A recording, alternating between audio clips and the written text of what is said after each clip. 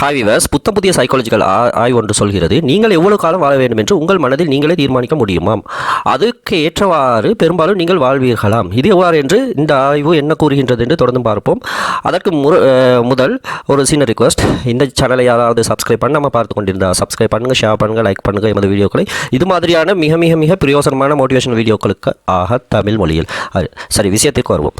முதலாவது, இப்பொழுது சிறிய வயசில் இருந்து நீங்கள் சின்ன வயசில் எடுங்க, சின்ன வயசில் நீங்கள் என்ன நினைச்சு திரும்ப திரும்ப திரும்ப திரும்ப நான் இப்படி வருவேன், இப்படி வருவேன், இப்படி இருப்பேன், இப்படி இருப்பேன் நினைச்ச விடயங்கள் தான் இப்பொழுது நீங்களாக மாறி இருக்கிறீங்க தானே. இது மாதிரி தான் நான் இவ்வளவு காலம் வாழ்வேன், நான் 80 வயது வாழ்வேன், 85 வயது வாழ்வேன். மனிதனது சராசரி உலகம் முழுவதும் உள்ள ஆயுள் என்னவென்றால் ஆண்களுக்கு 74, பெண்களுக்கு 77, முழு உலகத்திலும் இப்பொழுதோ இந்த 2025. ஆனால் நீங்கள் அதை சிலர் சிறிய வயதில் இறப்பார்கள், 40 வயதில் இறப்பார்கள், 50 வயதில் இறப்பார்கள், 30 வயதிலும் இறப்பார்கள். இது எல்லாவற்றையும் தாண்டி நீங்கள் இவ்வாறு நீங்கள் தீர்மானித்தே வைத்துள்ளீர்கள். உங்களுக்கு என்ன நோய் இருக்கிறது இல்லை என்பதையும் தாண்டி நீங்கள் தீர்மானித்துள்ளீர்கள், நான் 85 வயது வரை வாழ்வேன் அல்லது 95 வயது வரை நான் எந்த ஒரு நோயும் இல்லாமல், நோய் இருந்தாலும் அந்த நோயையும் தாண்டி நான் யாருக்கும் ஒரு கரைச்சல் என்று சொல்வார்கள், கஷ்டம் கொடுக்காமல் வாழ்வேன் என்ற ஒரு தீர்மானத்தை உங்கள் மனதில் மிக ஆழமாக நீங்கள் பதித்து கொண்டிருக்கிறீர்கள். நித்தம் அதனை நினைக்கிறீர்கள். யார் என்ன கேட்டாலும் அந்த தீர்மானத்திலேயே நீங்கள் இருக்கிறீர்கள் என்று வைத்துக் கொள்ளுங்கள். அவ்வாறானால் பெரும்பாலும் 100க்கு 100 என்று அல்ல, பெரும்பாலும் நீங்கள் அந்த வயது வரை வாழ்வீர்களாம். இவ்வாறு சொல்கிறது சைக்காலஜி. உங்களுக்கு எந்த நோய் இருந்தாலும் கூட, ஏனென்றால் நோய்கள் பெரும்பாலும் உடலுக்கு ஏற்படுகின்றன, மனது பெரும்பாலும் அதனை குணப்படுத்த முடியும். மனதும் மருந்தும் நோய்களை குணப்படுத்தும். மருந்து மட்டுமல்ல, மனதும் சேர்ந்து தான் நோய்களை குணப்படுத்த முடியும். சிறு வயதிலேயே இறப்பதற்கு காரணம் நோய்கள் தான் அல்லது எக்ஸிடென்ட் தான். ஆகவே இந்த எக்ஸிடென்ட் என்பதும் நீங்கள் கவனக்குறைவாக வாகனத்தை செலுத்துவது அல்லது கவனக்குறைவாக எங்கோ செல்வது, விழுவது, இதனால் தான் ஏற்படுகிறது. இங்கே உங்கள் ஆழ்மனசில் நீங்கள் ஒரு ஐடியா ஒன்று கொடுத்து விட்டீர்கள், நான் 90 வயது வரை வாழப்போகிறேன், நான் வாழ்வேன் என்று.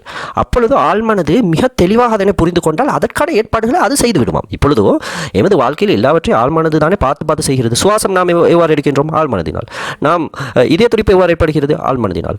இப்படி எல்லாவற்றையும் ஆழ்மனது பார்த்து செய்வது மாதிரி இதனையும் பார்த்து செய்யுமாம். அதற்காக நான் 90 வயது வரை வாழ்வேன் என்று கூறிவிட்டு மது அருந்துவது, கெட்ட பழக்கங்களில் ஈடுபடுவது, அன்ஹெல்த்தியான உணவுகளை உண்பது, எக்ஸசைஸை இல்லாமல் இருப்பது, இவ்வாறு இருந்தால் அது முடியாதாம். ஆழ்மனதாலும் ஒன்றுமே செய்ய முடியாதாம் என்று இந்த ஆராய்ச்சி கூறுகிறது. ஆனால் நீங்கள் உறுதியான தீர்மானத்தை, நான் 95 வயது வரை வாழப்போகின்றேன், ஆனால் அந்த 95 வயது எனது வாழ்வின் கடைசி அந்த மூச்சு வரை நாம் அடுத்தவர்களுக்கு கஷ்டம் இல்லாமல் நான் வாழ்வேன்.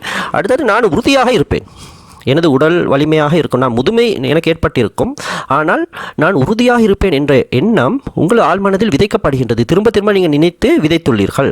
அவ்வாறு விதைத்த பிறகு ஆழ்மனம் என்ன செய்யும் என்றால், நீங்கள் மூச்சு எடுப்பதை ஆழ்மனம் தானே கவனித்துக் கொள்கிறது. அவ்வாறு நீங்கள் 95 வயது வரை வாழ வேண்டும் என்றால் என்ன செய்ய வேண்டும்? நோய்களிலிருந்து நீங்கள் இருக்க வேண்டாம்.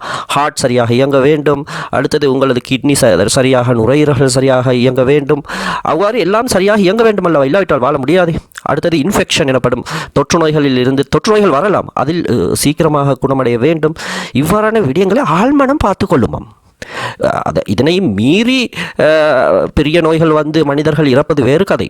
அதனால் தான் நாம் கூறினோம் 100க்கு 100 அல்ல என்று. 100க்கு 80லிருந்து 90% இது சரியாக இருக்குமாம் என்று இந்த சைக்காலஜிக்கல் ஆய்வுகள் கூறுகின்றன. சரியா? மேலும் பார்ப்போம். அப்பொழுது ஆழ்மனம் இந்த மூச்சு நீங்கள் எவ்வாறு விடுகிறீர்களோ, இதய துடிப்பு எவ்வாறு நிகழ்கிறதோ அதனை ஆழ்மனம் பார்த்துக்கொள்கிறது தானே. அது மாதிரி இதனை பார்த்துக்கொள்ளுமாம். அது எவ்வாறு பார்த்துக்கொள்ளும் என்றால், உங்களை அறியாமலே, ஆழ்மனம் தானே உங்களை அறியாமலேயே சில விடயங்களை செய்ய தூண்டுகிறது. இப்பொழுது நீங்கள் கெட்ட பழக்கம் என்றாலும் ஆழ்மனம் தானே செய்ய தூண்டுகிறது. அது மாதிரி தான் நீங்கள் ஹெல்த்தியாக வாழ வேண்டும் என்றால் உங்களுக்கு நோய் வரக்கூடாது தானே. நோய் வரக்கூடாது என்றால் நீங்கள் எக்ஸசைஸ் செய்ய வேண்டும் தானே. நீங்கள் ஓட வேண்டும், நீங்கள் நடக்க வேண்டும், ஏனைய எக்ஸசைஸ்களை செய்ய வேண்டும். அடுத்தது நீங்கள் உண்ணும் போது உப்பு குறைக்கப்பட வேண்டும், சீனி குறைக்கப்பட வேண்டும், எண்ணெய் கொழுப்பு உணவுகள் குறைக்கப்பட வேண்டும். இவையெல்லாம் சாதாரணமாகவே நீங்கள் தெரிந்தது தானே.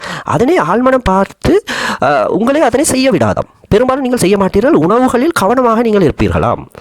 இப்பொழுது நீங்கள் ஏற்கனவே தீர்மானித்து விட்டீர்கள், நான் 95 வயது வரை வாழப்போகின்றேன் என்று. அப்படியான ஆழ்மனம் அதற்கான ஏற்பாடுகளை செய்ய வேண்டாமா? ஆகவே ஆழ்மனம் செய்யும் என்னவென்றால், உங்களை எக்ஸசைஸ் செய்ய ஆர்வத்தை ஏற்படுத்தும். ஆர்வம் இல்லாவிட்டால் தானே நீங்கள் செய்ய மாட்டீர்கள். எனக்கு பிஸி, எனக்கு வேலை, அவ்வாறு சொல்லிக் கொண்டிருப்பீர்கள். இப்பொழுது ஆழ்மனமே ஆர்வத்தை ஏற்படுத்திவிடும். எப்படியோ என்ன வேலை, என்ன பிஸி இருந்தாலும் நீங்கள் எக்ஸசைஸில் இன்வால்வ் ஆவீர்களாம். அடுத்தது ஏதாவது ஒரு சிறிய நோய் என்றாலும் பெரிதாக அதனை அலட்டிக்கொள்ளவும் மாட்டீர்கள், அது மாதிரி புறக்கணிக்கவும் மாட்டீர்கள். உங்கள் தொடர்ந்து உடம்பில் எங்கோ ஒரு இடத்தில் தொடர்ந்து ஒரு நாள் 2 நாள் என்றால் அது சும்மா வருகின்றது என்று வைத்துக்கொள்வோம். மாத கணக்கில் ஒரு வலி இருக்கின்றது என்றால் நீங்கள் பெரும்பாலான மக்கள் அதனை புறக்கணித்து சரி என்று பிஸியாக இருப்பார்கள், கணக்கெடுக்க மாட்டார்கள். அவ்வாறு இல்லாமல் நீங்கள் வைத்தியரிடம் சென்று செக் பண்ணுவீர்கள். ஏதாவது நோய் உண்மையிலேயே இருந்தாலும் என்ன நடக்கும் என்றால் முதலிலேயே அது கண்டறியப்பட்டு அதற்கான சிகிச்சைகள் அளிக்கப்பட்டு அதிலிருந்து நீங்கள் குணமாகலாம். இவ்வாறான செயற்பாடுகளை ஆழ்மனம் செய்யுமாம். சரியா? அதனால் தான் நீங்கள் 95 வயது வரை வாழப் போகின்றேன் என்று நீங்கள் மனதில் அந்த உறுதியாக நீங்கள் அந்த ஒரு எண்ணத்தை வைத்துக் கொண்டிருந்தால் ஆழ்மனம் உங்களை இந்த கர்மங்களில் ஈடுபட செய்து, இது ஒரு மெஜிக் அல்ல, நான் 95 வயது வரை வாழப் போகின்றேன், 100 வயது வரை வாழப் போகின்றேன் என்று வெறுமனே நினைப்பதனால் ஒரு மெஜிக்காக செயல்படும் விதயம் அல்ல. ஆழ்மனம் உங்களை அவ்வாறு வாழ்வதற்கான ஏற்பாடுகளை அது உங்களுக்கு விருப்பத்தை ஏற்படுத்துகின்றது, ஏற்பாடுகள் செய்வதற்கு விருப்பத்தை ஏற்படுத்துகின்றது. எக்ஸசைஸ் நீங்கள் ஆசை இல்லாவிட்டால் எக்ஸசைஸில் ஆசையை ஏற்படுத்துகின்றது.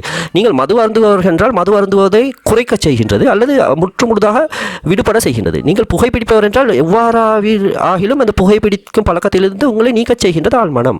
புகைப்பிடிப்பதில் ஆர்வம் இல்லாவிட்டால் நீங்கள் புகைப்பிடிக்க மாட்டீர்கள் தானே. நீங்கள் ஒரு பார்ட்டியில் புகைப்பிடிப்பவர்களுடன் இருக்கலாம், மது அருந்துபவர்களுடன் இருக்கலாம், ஹெல்த்தியாக இல்லாதவர்களுடன் இருக்கலாம். என்றாலும் ஆழ்மனம் அப்பொழுது விழிப்பாக இருந்து நீ செய்யாதே, உனக்கு இது தேவையில்லை என்று. இப்பொழுது உதாரணமாக நீங்கள் ஒரு பார்ட்டி ஒன்றில் கலந்து கொள்கிறீர்கள், அதிகமாக எல்லோரும் மது அருந்துகிறார்கள், நீங்கள் 95 வயது வாழப் போகின்றேன் என்று அதிகமான எண்ணத்தை வைத்துக் கொண்டிருக்கிறீர்கள் என்று வைத்துக் கொள்வோம். அப்பொழுது என்ன நடக்கும் என்றால் மற்றவர்கள் உங்கள் நண்பர்கள் எல்லாரும் மது அருந்துகிறார்கள், நீங்கள் வேண்டாம் என்று கூறுவீர்கள், அதனையும் அவர்கள் பொருட்படுத்தாமல் அருந்துகிறார்கள். அப்போ நீங்கள் சொல்லுவது எனக்கு வேண்டாம் என்று. அப்பொழுது அவர்கள் சொல்வார்கள், நீ மது அருந்தாமல் எவ்வாறு டான்ஸ் ஆடுவது, எவ்வாறு ஃபன்னாக இருப்பது என்று. என்றால் உங்கள் ஆழ்மனம் ஃபன்னாக இருப்பதற்கு உங்களை அங்கு தூண்டுமாம். ஏனென்றால் மது அருந்தினால் தான் ஃபன்னாக இருக்க வேண்டும் என்று எந்த ஒரு நியதியும் அல்லதானே. நீங்கள் டான்ஸ் ஆடுவீர்கள், அவர்கள் அந்த மது அருந்தியவர்களை விட நன்றாக, அவர்கள் சுயநினைவில்லாமல் ஆடுவதை நீங்கள் சுயநினைவுடன் நன்றாக டான்ஸ் ஆடுவீர்கள், நன்றாக ஃபன்னாக பாட்டு பாடுவீர்கள், ஃபன்னாக இருப்பீர்கள் எல்லாம். அது மாதிரி அதை நீங்கள் செய்வீர்களாம். அது மாதிரி வாழ்க்கையின் ஒரு குறிக்கோளை உங்கள் ஆழ்மனம் வடிவமைக்குமாம். இதனை நோக்கி தான் நான் செல்கின்றேன், சமூக சேவைகளை செய்ய போகின்றேன், எல்லோருடன் நன்றாக இருக்க போகின்றேன், கருணையாக இருக்க போகின்றேன் என்று. அடுத்து கோபப்படுவது, எரிந்து விழுவது, இவற்றையும் ஆழ்மனம் பார்த்து பார்த்து குறைத்து விடுமாம். அடுத்தது நீங்கள் எதிலுமே எச்சரிக்கையாக இருப்பவர்களாகவும் இருப்பீர்களாம். ஆகவே நீங்கள் இப்பொழுது எந்த வயது உடையவராக இருந்தாலும் சரி, சிறு வயது என்றால் மிகவும் லேசு, ஆனால் நீங்கள் 40 வயது 50 வயது உடையவர்களாக இருந்தால் கூட சரி, இப்பொழுதே மனதில் கொள்ளுங்கள், நான் இத்தனை வயது வரை நான் வாழப்போகிறேன், நான் வாழ்வேன் என்ற உறுதியான எண்ணத்தை கொள்ளுங்கள். திரும்ப திரும்ப நினையுங்கள். அதற்கேற்றபடி உங்கள் வாழ்க்கை முறையை நீங்களும் மாற்றிக்கொள்ளுங்கள், ஆழ்மனமும் மாற்றும். அவ்வாறு மாற்றுவது மூலம் இப்பொழுது சைக்காலஜி சொல்கிறது, உங்களது வாழ்க்கை எத்தனை வருடங்கள், சாதாரணமாக அதற்காக நான் 150 வருடங்கள் வாழப்போகின்றேன் என்று நினைப்பதனால் அது சாத்தியமாகாது. ஏனென்றால் எமக்கு ஆகக்கூடியது 100 வயது என்பதை தந்துள்ளது அல்லவா.